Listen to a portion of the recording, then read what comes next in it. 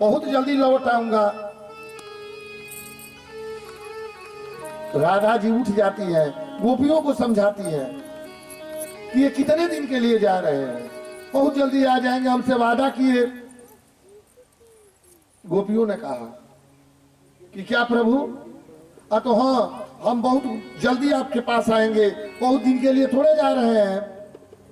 तो उसी में एक गोपी बहुत चतुर थी, उन्होंने कहा कि अरे छलिया, तुम देर लेकर के जा रहे हो, तुम्हारी आकृति को तो हम लोग अपने दिल में कैद कर ली हूं, इस दिल से तो निकल करके दिखाओ आगे तुम कैसे जा सकते हो। मन में दिल में मैं बैठा ली हूं, तुम कैसे जा सकते हो। जेन के प्रकारेण राधा जी भी समझाती है गोपियों को। उसके बाद रथ आगे बढ़ता है।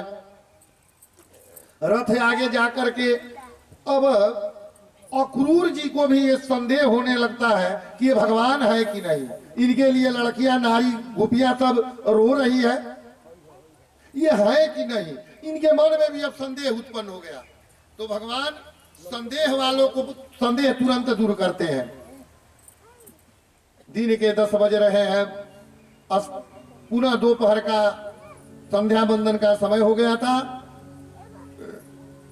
जमुना जी के तट पर लगा दिया गया रथ। अक्रूर जी लगा करके स्नान करने के लिए गए और भगवान समझ गए कि अक्रूर जी के भी मन में संदेह उत्पन्न हो गया है मेरे प्रति, तो अक्रूर को संदेह दूर कर देना चाहिए। तो जो ही अक्रूर जी डुबकी लगाते हैं स्नान करने के लिए, तो नीचे देखते हैं कि कृष्ण और बलराम रथ पर बैठे हैं पनिया में, और जो ही ऊपर आते हैं तो देखते हैं कि वही रथ पर उसी प्रकार से बैठे हुए हैं। यही 2-3 बार प्रक्रिया होती है। अंत में उनको ज्ञान हो जाता है कि भगवान समझ गए हैं कि मुझे संदेह है, और संदेह को दूर करते हैं और भगवान को प्रणाम करते हैं कि हे प्रभु, मुझसे बड़ा भारी गलती हो गया, मैंने आपके ऊपर संदेह किया, और माफी मांग करके रथ आगे बढ़ता है। स्नान के बाद नगर में प्रवेश करते ही जब मथुरा में प्रवेश किए, यहाँ पर गोपियां कह दी थी कि कृष्ण, भगवान ने कहा कि मेरे ऊपर गोपियां तुम विश्वास करो। कहती है कि गोपियां कि कृष्ण विश्वास तो कर लेती, लेकिन हम लोग देहात की लड़कियां हैं, गोपियां हैं, हम लोग उतना तंत्र मंत्र यंत्र वेद शास्त्र नहीं जानती हूँ। लेकिन तू तो शहर में जा रहे हो, शहर के लड़कियां बहुत तेज होती हैं, पढ़ी लिखी होती हैं, कहीं तू उनके अंदर फिर मन दिल लगा लिया तो मेरा क्या होगा। कहती है कि नहीं नहीं, ये मत सोचो। नगर में प्रवेश करने के बाद सबसे पहले एक धोबी से भेंट होता है, और इधर कृष्ण भगवान अपने मित्रों से कहते हैं कि हम लोग पैदल चलेंगे घूमने के लिए। उनको छोड़ देते हैं कि नंद बाबा वगैरह को कि आप लोग जा करके जहां पर आप लोग की निवास स्थान बनाए गए हैं वहां पर आप लोग आराम कीजिए। नगर की भ्रमण करके हम लोग आ रहे हैं। उधर से एक धोबी जो है वो कपड़ा लेकर के आ रहा था। भगवान ने कहा, अरे भाई कहां जा रहे हो ये कपड़ा लेकर के, ये कपड़ा हम लोग को दे दो। धोबी कहता है कि नहीं, ये कपड़ा कंस का है, राजा कंस का है। अरे तुम्हारी हिम्मत कैसे हुई मांगने की, अरे गोपबाल को तुमको मार देगा यदि कह दूंगा तो। कंस, अब कंस कौन था? उग्रसेन की पत्नी का नाम पद्मावती आता है। ऐसे सभी लोग जानते हैं कि उग्रसेन का पुत्र था। नहीं, उग्रसेन का पुत्र कंस नहीं था। उनकी गर्ग संहिता में एक कथा आती है कि उनकी पत्नी, उग्रसेन राजा की पत्नी जिसका नाम पद्मावती है, वो जंगल विहार करने के लिए गई, सखियों के साथ घूमने गई। वहां पर एक इनके सुंदरता रूप पर मोहित हो गया, इसलिए स्त्रियों को अकेले स्वच्छंद विहार नहीं करना चाहिए। वो गई और इनके रूप को देख करके वो अपना स्वरूप का उग्रसेन का बना लेता है और कहता है कि हे रानी तुम इस जंगल में कहा? तो वो कहती है कि अरे महाराज आप यहाँ पर कहाँ से? तो हम भी घूमने आए, हम भी घूमने आए, दोनों साथ में रहते हैं। वो समझती है कि मेरे राजा है, मेरे पति उग्रसेन है, लेकिन वो था इसी में समय में वो गर्भधान कर देता है, जिसे गर्भ में बच्चा आ जाता है। वो अंत में इसका स्वरूप दिखलाता है, ये लगती है रोने। वो कहता है कि घबराओ मत, बहुत वीर बालक होगा, बहुत बड़ा वीर बालक होगा। और घर पर अपने पति को नहीं बताती है। समयानुसार उस गर्भ से इसी कंस का जन्म होता है। ये अपने पिता को बांध उन करके जेल में डाल दिया था उग्रसेन को, और अपने राजा बन गया। उग्रसेन राजा के पुत्र कंस, इनकी दो पत्नी अस्ति और प्राप्ति, ये जरासंध की पुत्री थी। पात्र का आप यदि याद नहीं रखेंगे तो आगे कथा आपको समझ नहीं आएगी। कंस के दो पत्नी अस्ति और प्राप्ति, ये जरासंध की पुत्री थी। जरासंध मगध का राजा था। उधर यज्ञ प्रारंभ है। कृष्ण भगवान अपने बलराम जी के साथ नगर का भ्रमण कर रहे हैं। उस धोबी को मारते हैं, उसका वहीं पर उद्धार कर देते हैं और उन्हीं का कपड़ा छीन करके ये अपने मित्र मंडली को, जो जिसमें जो फिट हो गया, उसको दे देते हैं। आगे एक कुब्जा का कथन आता है, कुब्जा की कथा आती है। एक बहुत कुबड़ी थी, वो चंदन लेकर के और जा रही थी कंस को देने के लिए। भगवान ने कहा कि ऐ सुंदरी, ये कहां लेकर के जा रही हो? तो सुंदरी ने कहा कि ऐ कृष्ण, ये चंदन कृष्ण कंस के लिए है। तो हमको देगी? तो बाबू तुमको तो दे दूंगी, लेकिन मुझे बहुत शर्म लगती है कि मेरे जैसे कुब्जा कुबड़ी को आपने सुंदरी कहा। तो भगवान ने कहा कि बाह्य आकृति की सुंदरता तो लोग देखते हैं, मैं तो अंदर की सुंदरता देखता हूं, और अंदर से बहुत तुम स्वच्छ और निर्मल हो, इसलिए मैं तुम्हें सुंदरी कहा। तो नहीं बाबू, तूने मेरा मजाक उड़ाया, मेरा उपहास किया। भगवान कृष्ण कहते हैं कि नहीं, और वो चंदन भगवान को अपने हाथ से लगा देती है और दे देती है सभी को लगाने के लिए, जितने बालक हैं। भगवान उनके एक पैर को नीचे दाबते हैं और ठुड्डी को उठा देते हैं, जिसे वो कुबड़ी खत्म होकर के एक बहुत सुंदर युवती बन जाती है। आगे भगवान जो है कुब्जा का, अब कही है संस्कृत में बोली है, क्या पूछे है कि कहाँ जा रही हो? तगृहीतांगम विलेप भाजनम, ये चंदन मैं कंस के लिए उसको लेपन करने के लिए ले जा रही हूँ। भगवान ले लेते हैं उनका कुब्जा का, वहीं पर एक सुंदर नारी बना देते हैं। कुब्जा भगवान को बार बार नमस्कार और प्रणाम करती है। आगे नगर में जाते हैं तो जितने भी बनिया लोग हैं सभी भगवान का, कोई पान से, कोई इलायची से, कोई लवंग से स्वागत कर रहा है। भगवान सबको आशीर्वाद देते हुए कहते हैं कि थोड़ा देखा जाए कि यज्ञ कहाँ हो रहा है। अब यज्ञ देखने के लिए दोनों भाई कृष्ण, बलराम और इनके मित्र उस रंगशाला में जाते हैं। और वो धनुष त्रिपुरासुर विजयी था। उस धनुष की तरह वो कठोर था कि त्रिपुरासुर जैसे राक्षस का वध हुआ था उस धनुष से। जाते हैं वहां पर, जो उसके रक्षक हैं उनको मार मार करके खत्म कर देते हैं और धनुष को तोड़ देते हैं। बहुत प्रहरी लगाया था उस धनुष की रक्षा के लिए कंस। जब ये खबर कंस के यहाँ जाती है आखिर धनुष तो टूट गया, कल पूर्णा होती है और आज धनुष टूट गया, वो घबरा जाता है।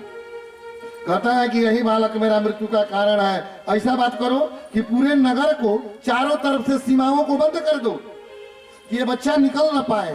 कल जो है और निमंत्रण दे दो सभी को कि कल मल्ल युद्ध होगा, अखाड़े की लड़ाई होगी। और उनके दो वीर है जिसका नाम एक का मुष्टिक और एक का चाणूर आता है। और उनकी एक पगला हाथी थी। जिसको गेट पर रखवा देता है और महावत से कहता है कि जो ही वो दोनों लड़के आए उनको इस हाथी से कुचलवा देना, यहीं पर मर जाए। अब सभी लोग बैठ जाते हैं उस लड़ाई मल्ल युद्ध को देखने के लिए।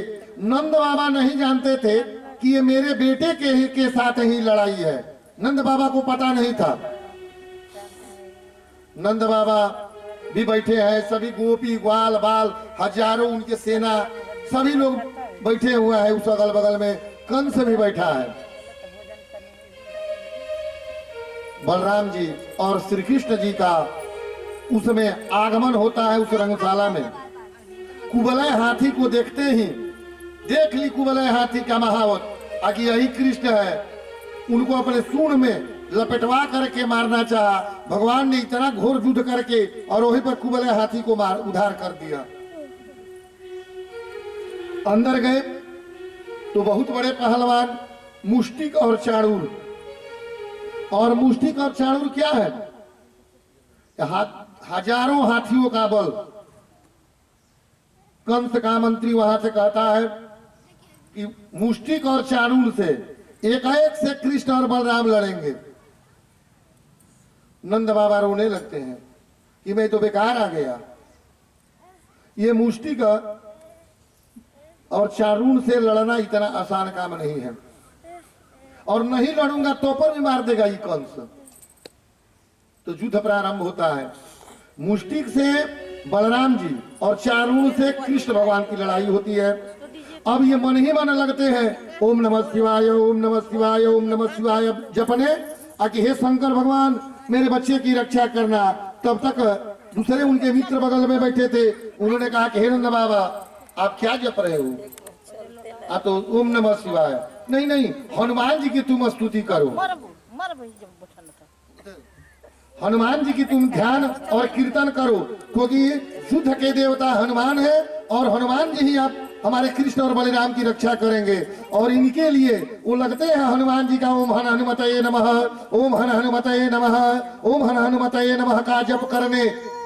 और जितने भी गोपी ग्वाल बाल नंद बाबा इनके मित्र मंडली थी, सभी लोग हनुमान जी का सुमिरन करने लगते हैं कि मेरे कृष्ण और बलराम की रक्षा करिए, क्योंकि आप ही युद्ध के देवता है, लड़ाई उड़ाई के देवता आप ही है, आप इनकी रक्षा करें। चाणूर और मुष्टिक से कृष्ण बलराम जी का युद्ध प्रारंभ और हनुमान जी का सुमिरन पूजन ध्यान वो लोग करना प्रारंभ कर दिए। तेरी करुणा उनकी नैया भंवर से कभी ना गिरे, उनकी नैया भंवर से कभी ना गिरे, उनकी नैया भंवर से कभी ना गिरे। तेरी सन्मुख बलावो ना चले, तेरी सन्मुख बलावो ना चले। जय हो बजरंग बली, जय हो बजरंग बली, जय हो बजरंग बली, जय हो बजरंग बली।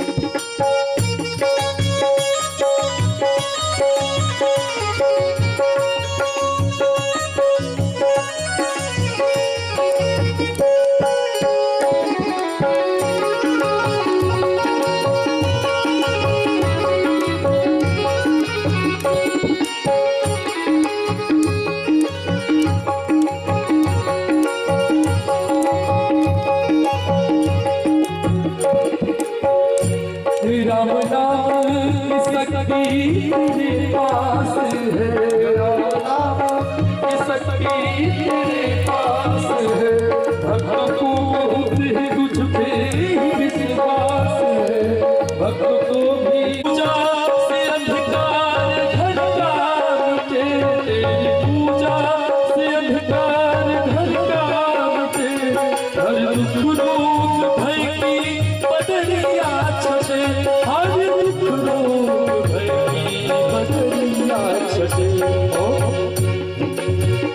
तू है दानो ललन हर बलि से बलि, तू है दानो ललन हर बलि से बलि। जय हो बजरंग बली, जय हो बजरंग बली, जय हो बजरंग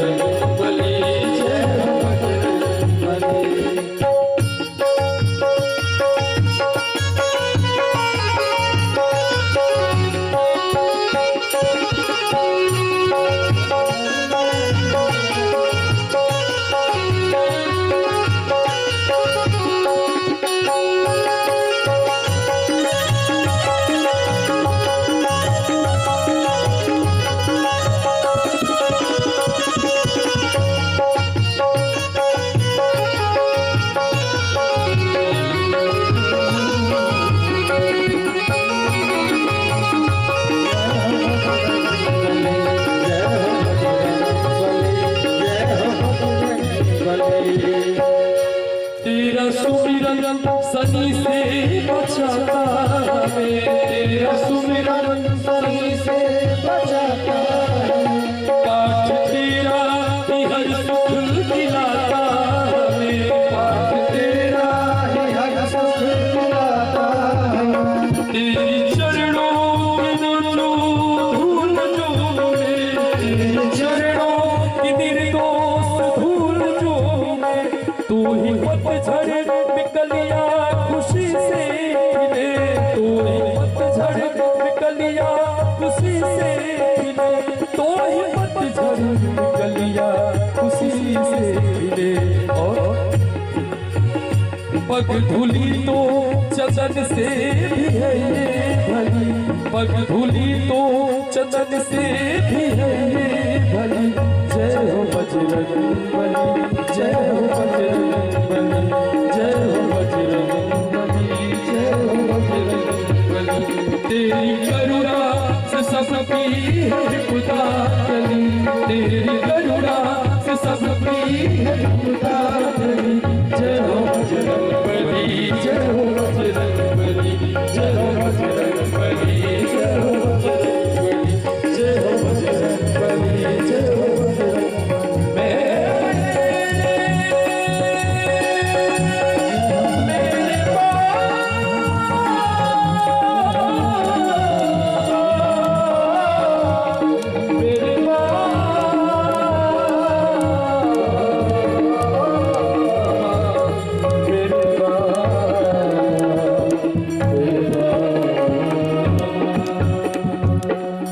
बोलिए बजरंग। और कृष्ण और बलराम ने मुष्टिक और चारुणी को वहीं पर उद्धार कर दिया। ये बात देख करके कंस घबरा गया। कंस जो ही उठना चाहते थे, भगवान ने उनका मृत्यु का समय जान लिया और दौड़ करके जा करके उनकी गर्दन पकड़ करके वहीं पर पटक करके कंस की भी मृत्यु हो जाती है। कंस का वध यहीं पर हो जाता है, उसी रंगशाला में। और भगवान जब उनकी दोनों पत्नियां अस्थि और प्राप्ति दोनों बैठ करके जब रोने लगती है, तो कृष्ण कहते हैं कि मामी, अरे इसमें मेरा क्या दोष है? मामा इतने परेशान कर दिए थे कि मैं बर्दाश्त से बाहर था, इसलिए मामी रोइए मत। दुनिया में जो जन्म लिया है उसकी मृत्यु होती है। लगते हैं समझाने, लेकिन समझाना भी एक कला है। जिस समय दशरथ जी मरे हैं, तो भरत जी को समझा रहे हैं वशिष्ठ जी। कह रहे हैं कि हे भरत, सुनहु भरत भावी प्रबल, अबिलखि कहे हो मुनिनाथ, हानि लाभ जीवन मरण, अजस अपजस विधि हाथ। वशिष्ठ जी जैसे विद्वान और भरत जी से कह रहे हैं रो करके, हे भरत जी, जो होनी का होगा वही होगा, तुम घबराओ मत। अरे 6 गो चीज तो परमात्मा के हाथ में है। तो भरत जी कहते हैं कि हे बाबा, तो 6 के बाद बचता ही क्या है? हानि लाभ जीवन मरण जस अपजस, ये तो ब्रह्मा के हाथ में है। इसके बाद इस संसार में क्या बचेगा? हानि लाभ जीवन मरण जसय पजस विधि हाथ। जब ये सब ब्रह्मा के हाथ में है, तो हे वशिष्ठ जी बचेगा क्या? हमको समझाइए मत। यदि समझाना है तो ऐसे कह दो, रो करके आप क्यों कह रहे हो? सुनहु भरत भावी प्रबल, अबिलखि कहे हो मुनिनाथ। आप रो करके क्यों कह रहे हो? क्योंकि आपको भी कष्ट है दशरथ जी को मृत्यु का। हमको समझाने के लिए तुम कह रहे हो, तो वही अस्थि और प्राप्ति कह रही है कि हे कृष्ण, मुझे मत ज्ञान दो, मेरे पति को मार कर मुझे उपदेश दे रहे हो ताकि मृत्यु सबकी होती है, जो बड़े जिंदा जो जन्म लिया है उसकी मृत्यु होगी। ठीक है, समय अनुसार ये रंग महल उसी पर भंग हो जाता है। इनके अस्थि वगैरह जितने भी दाह संस्कार है भगवान कृष्ण सब संपादित कराते हैं और दौड़ करके जेल में जाते हैं। और जेल में जा करके सबसे पहले अपने नाना को छुड़ाते हैं, उग्रसेन को। उग्रसेन को राजा बनाते हैं। अपने माता पिता को और भी जितने लोगों को, एक साधु संत महात्मा ज्ञानी विद्वानों को ये जेल में डाला था, सबको मुक्त कराते हैं, सबको जेल खाली करवा देते हैं, क्योंकि ये अतिताई था, राक्षस प्रवृत्ति का था। तो राक्षस घूम रहे हैं, जेल राक्षसों के लिए बनाया गया है, तो इन्होंने उल्टा संतों को ही जेल में डाल दिया था। सबको छुड़ाते हैं और अपने मैया देवकी और वसुदेव जी से कहते हैं, हे माता, हे पिताजी, आने में मैं बड़ा देर कर दिया। इस बात का मुझे बड़ा कष्ट है कि मैं बहुत देर से आप लोगों के पास आया हूं और आप बहुत दिनों से इस यातना को सह रहे हैं। इसके लिए ये कृष्ण आपका पुत्र आपसे माफी मांगता है और उन लोगों को छुड़ा देते हैं। अब जितने दिन ये रहते हैं वहां पर, मथुरा में रह जाते हैं बहुत दिन तक। और इधर कंस का ससुर जरासंध, जिसकी 2 लड़की अस्थि और प्राप्ति कंस से विवाह हुआ था, जब ये सुनता है कि हमारे दामाद को मार दिया है, तो ये मगध गया का राजा था। जरासंध गया का राजा था, मगध देश का। 23 अक्षौणी, 23 अक्षौणी, एक अक्षौणी में 4 लाख सैनिक होते हैं। तो 23 अक्षौणी सेना लेकर के और वहां पर पहुंच गया। 23 अक्षौणी सेना लेकर के वहां पर पहुंच गया और भगवान ने युद्ध करके उनसे युद्ध किया, जरासंध से, और उनको नहीं मारा। उनको न मारने का कारण था कि भगवान ने सोचा कि राक्षसों को जा करके मारने से अच्छा है कि इसको छोड़ दो, और वो जा करके सभी को पकड़ करके लाएगा। और जब जितने बार पकड़ करके लाएगा उतनी बार मैं मार दूंगा। 17 बार 23 हजार सेनाओं, 23 अक्षौणी सेनाओं को लेकर के आता है और बार बार वो मार देते हैं और जरासंध को भगवान छोड़ देते हैं। 17 बार ले आया 23 अक्षौणी सेना।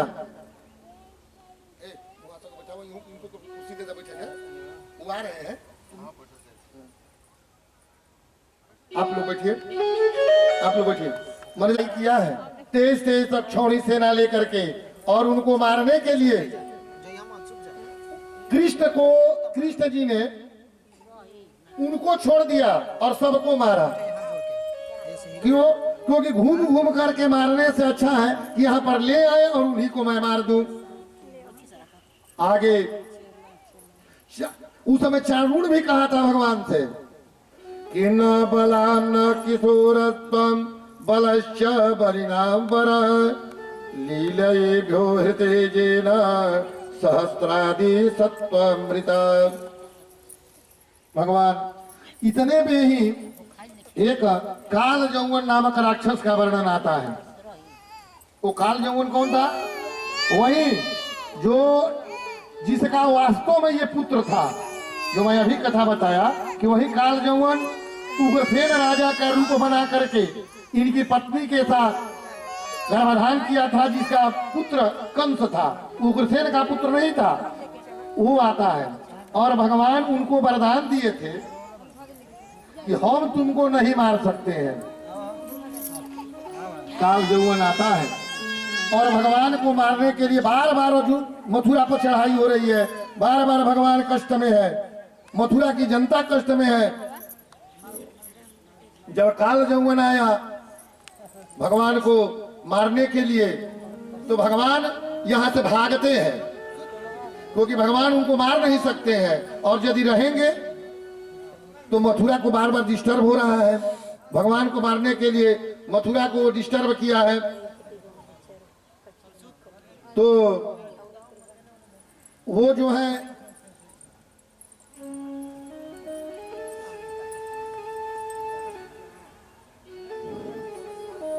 मथुरा पूरा अस्त व्यस्त हो गया है। काल यौवन जब युद्ध क्षेत्र में भगवान देखते हैं तो कहते हैं कि अब यहाँ से हमें भागना चाहिए। भगवान ने रण छोड़ दिया। उसी दिन से भगवान का एक नाम रणछोड़ जी महाराज पड़ गया। बोलिए रणछोड़ जी महाराज की जय। रणछोड़ जी महाराज रण छोड़ करके भाग गए और आगे आगे भगवान भागे जा रहे हैं। अपना पीताम्बर वस्त्र धारण किए हैं और पीताम्बर वस्त्र धारण करके आगे आगे भगवान भाग रहे हैं। पीछे पीछे जा रही है। पीछे पीछे काल यौवन उनके पीछे पीछे दौड़ रहा है पकड़ करके मारने के लिए। भगवान मार नहीं सकते हैं और चिल्ला रहा है कि अरे रण छोड़, युद्ध भूमि से तुम क्यों भागते हो? तुम क्या मुझके मेरे के साथ युद्ध करोगे? तुम युद्ध करने वाले नहीं हो। और भगवान भागते भागते एक पर्वत की कंदरा में प्रवेश कर जाते हैं और पर्वत की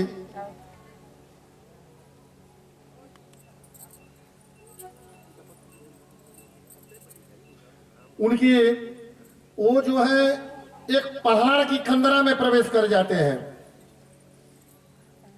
और उस कंदरा में एक राजा सोए हुए हैं हजारों वर्षों से। उस राजा का नाम मुचकुंद आता है। वो मुचकुंद कौन थे? तो राम कुल के खानदान के राजा थे। वो देवासुर संग्राम में जब युद्ध करने के लिए गए तो युद्ध करते करते बहुत दिन बीत गया। उन्होंने भगवान से कहा कि हे प्रभु, अब मैं अपने नगर अयोध्या को जाऊंगा। तो भगवान ने कहा कि तुम्हारा 1 साल यहाँ का उधर का 100 वर्ष हो गया। वहां 2-3 पुहत आपका बीत चुका है। आपको पहचानेगा कौन? पहले लंबे लंबे लोग थे, हजारों वर्ष तुम यहाँ युद्ध में रह गए, अब छोटे छोटे हो गए। वहां तुम्हारा 20वां पुहत चल रहा है, तुमको कौन पहचानेगा? तुम बच जाओ। राजा ने कहा कि ठीक है, मैं नहीं जाऊंगा, लेकिन प्रभु आपका आश्रय भी मैं चाहता हूं। भगवान ने कहा मैं बहुत युद्ध करते करते थक गया हूं। भगवान ने कहा कि जाओ अमुक पर्वत के कंदरा में तुम निवास करो और जब तुम सो करके उठोगे तो तुमको मैं दर्शन दूंगा। तो उन्होंने कहा कि प्रभु एक बात है। राजा मुचकुंद ने कहा एक बात है कि यदि बीच में मुझे कोई जगाएगा और मेरी नींद खुल जाएगी या जो सामने पड़ेगा वो जल करके भस्म हो जाए, ऐसा मुझे वरदान दे दीजिए। भगवान ने कहा कि एवं यही होगा। चल दिए और भगवान भागते भागते उसी कंदरा में चले जाते हैं जिस कंदरा में राजा मुचकुंद सोए हैं और अपना जो रामनामा दुपट्टा था वो मुचकुंद के ऊपर फेंक देते हैं। और इधर काल यौवन जो है ये समझता है कि ये राजा कृष्ण स्वयं हमसे छिप करके यहाँ पर बैठा है काल यौवन और चरण का प्रहार करता है। वो भगवान को समझ करके मारा। भगवान उठ करके खड़े हो जाते हैं। भगवान तो साइड में है और काल मुचकुंद राजा की नींद खुल जाती है और उनके सामने ये पड़ता है और वहीं पर ये काल यौवन जल करके भस्म हो जाता है। और ये ही उठते हैं तो बगल में भगवान खड़े थे। भगवान ने उनका दर्शन दिया। भगवान को देख करके वो प्रार्थना करता है कि सतंक चक्रम सकिरेत कुंडलम शपीत वस्त्रम सरसेरुहेक्षणम सहार वक्षस्थल कौस्तुभम श्रियम नमामि विष्णुम श्रीरतां चतुर्भुजाम। भगवान को प्रार्थना करते हैं राजा मुचकुंद। आगे कथा भगवान कहते हैं एक दिन भगवान के मन में आया, अक्रूर जी को बुलाते हैं, उद्धव जी को। अब उद्धव जी भगवान के मित्र है, सखा है, मथुरा में मित्रता हुई है और वो बहुत बड़े ज्ञानी है और ज्ञानी है और ज्ञान का अभिमान भी है कि मैं बहुत बड़ा ज्ञानी हूं, इससे बड़ा मूर्ख कोई नहीं हो सकता। ज्ञानी है और ज्ञान का अभिमान आ जाए तो उससे बड़ा मूर्ख कोई नहीं होता है, क्योंकि ज्ञान की कोई सीमा नहीं है कि इतने देर के बाद ज्ञान नहीं रहेगा। उद्धव जी को बुलाते हैं क्योंकि उद्धव जी को भी घमंड हो गया था कि मैं जब इतना मैं ज्ञानी हूं कि मुझसे कोई यदि बात करेगा तो उस वार्तालाप में मैं उसको हरा दूंगा अपने ज्ञान के बल पर। उद्धव जी से एक दिन कहते हैं भगवान, ये उद्धव जी आप मेरे मित्र और सखा है, आप गोकुल जाइए, मैं जाऊंगा तो मथुरा डिस्टर्ब हो जाएगी, इसलिए आप जाइए और जा करके मेरे प्यारी गोपियों को आप समझाइए। वो रो रही होगी, मेरी मैया रो रही होगी, मेरे बाबा रो रहे होंगे। मैं 2 दिन के लिए कहा करके गोपियों राधा से आया था, लेकिन यहाँ तो बहुत दिन हो गया, यदि हटूंगा तो मथुरा सुरक्षित हो जाएगी। इसलिए आप जाइए, आप ज्ञान के बहुत भंडार है, आपको तर्क करने की क्षमता है, शक्ति है, आप जा करके उद्धव जी अब चल देते हैं गोकुल में। शाम की बेला में जहां यहाँ इनका रथ रुकता है तो गोपियों में हल्ला हो जाता है कि कृष्ण आए हैं।